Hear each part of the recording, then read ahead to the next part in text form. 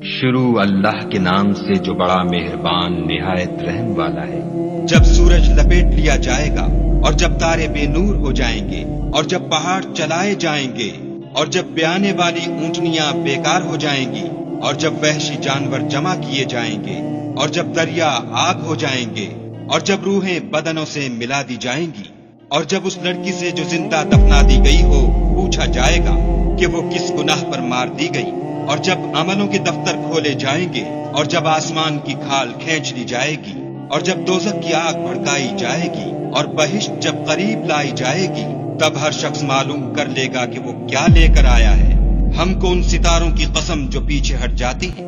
اور جو سیر کرتے اور غائب ہو جاتی ہیں، اور رات کی قسم جب ختم ہونے لگتی ہے اور صبح کی قسم جب نمودار ہوتی ہے، کہ بے شک یہ قرآن فرشتہ عالی مقام کی زبان کا پیغام ہے،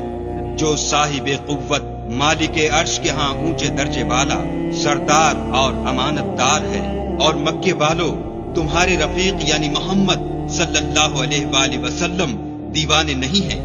بے شک انہوں نے اس فرشتے کو آسمان کے کھلے یعنی شرقی کنارے پر دیکھا ہے، اور وہ پوشیدہ باتوں کے ظاہر کرنے میں بخیل نہیں، اور یہ شیطان مردود کا کلام نہیں۔ پھر تم کدھر جا رہے ہو؟ یہ تو جہان کے لوگوں کے لیے نصیحت ہے، یعنی اس کے لیے جو تم میں سے سیدھی چال چلنا چاہے، اور تم کچھ بھی نہیں چاہ سکتے